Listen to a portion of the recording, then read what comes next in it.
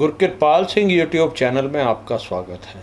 जैसा कि आप जानते हैं, हमारी क्वेश्चन आंसर सीरीज़ बड़ी कामयाबी से चल रही है और हम लोगों के डेली नए से नए क्वेश्चन, नए से नई समस्याएं आ रही हैं और मैं उनको अपने एक्सपीरियंस के आधार पर सुलझाने की कोशिश कर रहा हूं।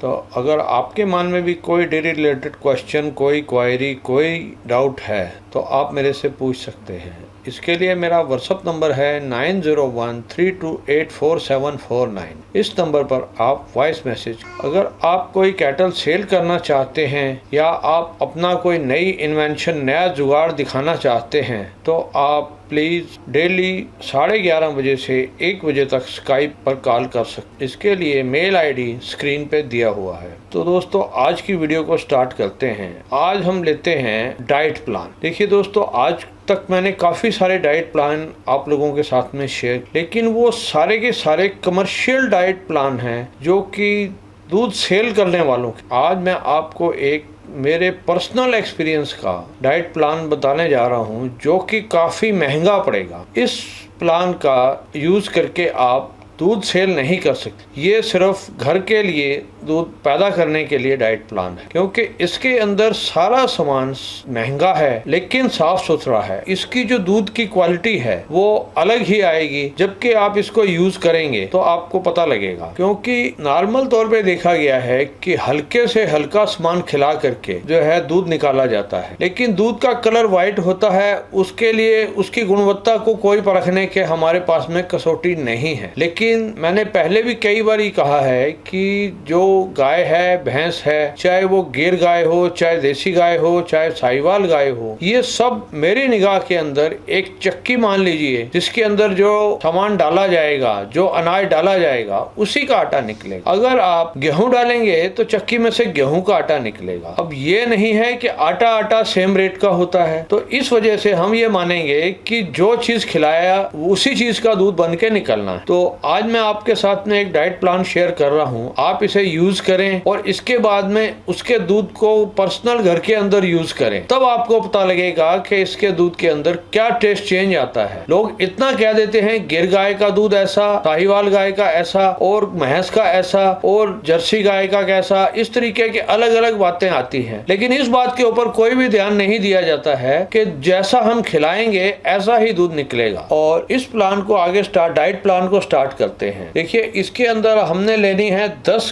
किलो सरसों की खल या 10 किलो तारा मीरा की खल। सरसों और तारा मीरा जो है वो सिमिलर होती है। इनमें से दोनों में से कोई भी एक लेनी है। लेकिन अगर आपके जानवर पहले ऑलरेडी सरसों की खल खा रहे हैं तो 10 किलो 1 कुंटल के अंदर। अगर पहले कभी नहीं डाली है तो उसको 5 किलो भी 1 कुंटल के लिए किया जा सकता है, और बल्कि करना चाहिए। या 1 किलो से स्टार्ट करके धीरे धीरे बढ़ाते हुए उसको 10 किलो पे ले आए तो ज्यादा सेफ रहेंगे। क्योंकि कई बार जानवर नए जो स्टार्ट होते हैं वो सरसों की खल को नहीं खाते हैं। तो अगर आप सरसों की खल नई स्टार्ट कर रहे हैं तो उसके लिए एक सावधानी, एक काम और कर सकते हैं कि जानवर को नाक के ऊपर जो उसका नथुने रहते हैं उसके ऊपर सरसों का तेल लगा दें। अगर भैंस है तो उसके सींगों पे सरसों का तेल लगा दें ताकि उसको स्मेल आती रहे। हो सके तो भैंस को सारे के ऊपर भी सरसों के तेल की मालिश कर सकते हैं, तो उसको हर वक्त सरसों की तेल की स्मेल आती रहेगी। तो उससे वो सरसों की खल को या तारा मीरा की खल को खाने लग जाएगी। तो 10 किलो सरसों की खल या तारा मीरा की। उसके बाद में लेनी है मूंगफली की खल, ग्राउंड नट केक, ये भी 10 किलो, और कॉटन सीड केक 10 किलो, और तिल की खल 10 किलो। अगर तिल की खल गर्मी है, सर्दी है तो तिल की खल दीजिए, और अगर गर्मी है तो तिल की खल ना दे करके आप अलसी की खल दे दें तो ये ज्यादा अच्छा रहेगा। तो ये 40 किलो हमने सारी खल ले ली है। खली जिसको बोला जाता है, इंग्लिश के अंदर इसको केक बोलते हैं। अब नेक्स्ट आते हैं हम अनाज के ऊपर, ग्रेन कौन से डालने हैं। इसके अंदर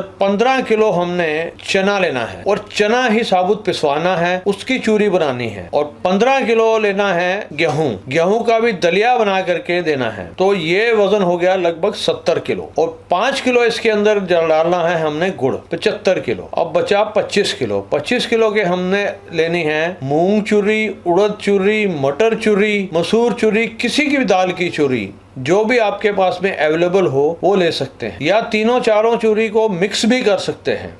मिक्स करोगे तो ज़्यादा अच्छा है, लेकिन क्या होता है कि इतनी वैरायटी मार्केट के अंदर हर एरिया के अंदर अवेलेबल नहीं होती है। तो इन तीनों चारों में से जो भी आपके एरिया में अवेलेबल हो उस एक चुर्री को आप ले सकते हैं। और लास्ट के अंदर जो एक चीज़ रहती है, हमेशा ही इसको याद रखना है, 1 किलो नमक, नर्म जो सादा नमक नॉर्मल नमक मिलता है मार्केट के अंदर, 1 किलो मिनरल मिक्सचर और आधा किलो खाने का सोडा, आधा किलो DCP पाउडर, इसकी फुल फॉर्म होती है डाई कैल्शियम फास्फेट। तो ये हो गया आपका 100 किलो। इसके अंदर जो है चना और गेहूं को आपको पिसवाना पड़ेगा, और पिसवाना भी है मामूली सा, इसके अंदर मोटा रखना है, जो हम खुद आटा खाते हैं उससे थोड़ा सा मोटा होना चाहिए। तो इस सारे सामान को एक ढेर करके मिक्स करवा लिया जाए, और उसके बाद में इसको जब आप खिलाएंगे तो 8 दिन के बाद में जब दूध का टेस्ट चेक करेंगे तो आपको अपने आप पता लग जाएगा कि दूध भी की क्वालिटी में भी चेंज किया जा सकता है। लेकिन इसको सेल करने के लिए पब्लिक को समझाना बहुत मुश्किल काम होता है, इसके एक्स्ट्रा पैसे मार्केट के अंदर नहीं मिलते हैं। तो इस तरीके के जो फार्मूले हैं ये सिर्फ घरों के लिए ही, पब्लिक जितने भी किसान हैं वो अपने घरों के लिए यूज़ करते हैं। इसको मार्केट के अंदर ऐसे कोई रिलीज नहीं किया जाता है, ये सीक्रेट ही चला करते हैं। तो दोस्तों आज के अपने क्वेश्चन आंसर सीरीज को आगे बढ़ाते हैं, तो अपना एक क्वेश्चन लेते हैं। ये क्वेश्चन है, हमारे एक नन्हे किसान हैं या शौकीन हैं ये। नमस्ते अंकल जी, मैं खुशहाल शर्मा, जिला टोंक, राजस्थान। मैं ये पूछना चाह रहा था अंकल जी कि बन्नी, महेसाना और मुर्रा, जो कि ये तीनों अलग अलग ब्रीड है पर इनमें सिम्टम्स सिमिलर है, तो आप उनके बीच का डिफरेंस अगर आप बता सकते हैं तो किसी भी किसान को कोई बन्नी, मुर्रा या फिर और अदर ब्रीड खरीदने में कोई दिक्कत ना हो। देखो भैया, ये आपका जो ये क्वेश्चन है ये बहुत अच्छा क्वेश्चन आपने किया है कि बन्नी, मेहसाना और मुर्रा ये बिल्कुल एक जैसी ही लगती है और रियल के अंदर एक जैसी ही है। इसके लिए सिर्फ इनके एरिया का फर्क है कि जो मुर्रा भैंस है ये पंजाब और हरियाणा के अंदर ज़्यादातर पाई जाती है और यहाँ से सेल होके ऑल ओवर इंडिया के अंदर जाती है, और मेहसाना और बन्नी ये गुजरात के अंदर होती है। बन्नी खास तौर पे कच्छ और भुज के एरिया में पाई जाती है। बन्नी भैंस जो है ये गर्मी सहन करने की क्षमता ज़्यादा रखती है, इसको गर्मी कम लगती है, ये 40-42 डिग्री टेम्परेचर को कुछ नहीं समझती है।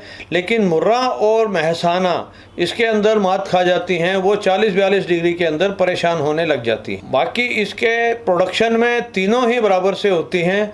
और रही इनके दूध की लंबाई की बात, तो बन्नी भैंस भी काफ़ी अच्छे लंबे दूध वाली पाई जाती है और कुछ मेहसाना भैंसें भी अच्छे लंबे दूध वाली होती हैं। मैं खुशहाल शर्मा, जिला टोंक, राजस्थान। आज का मेरा क्वेश्चन यह है कि भारत के जितने भी ये जो साइंटिस्ट है, जैसे NDRI हुई, NVAGR हुई, CIRB, HLDB, बहुत सारे अलग अलग ये जो कंपनियां जो ये जो गवर्नमेंट की स्कीम्स है जो ब्रीडिंग को इम्प्रूव कर रहे, उनको संकर नस्ल को इम्प्रूव करने की जरूरत है या नहीं, इस बात पे आप थोड़ा सा मुझे समझा सकते हैं। देखो भैया, ये जो हमारी गवर्नमेंट की संस्थाएं हैं ये नस्ल इम्प्रूव करती हैं और हमेशा कुछ ना कुछ काम करते रहते हैं, लेकिन यहाँ पे इनके पास में बजट की वजह से इस तरीके की नई नई सर्च के अंदर कमी आ जाती है, क्योंकि जो भी ये नई नई क्रॉस ब्रीड तैयार करनी पड़ती है इसके अंदर खर्चा बहुत ज़्यादा आता है, जिसको कि ऐसे किसी के साथ में शेयर नहीं किया जा सकता है कि कितना खर्चा आया है। तो सरकारी तौर पे इन पे कई तरह की इनके पास में अड़चनें आती हैं,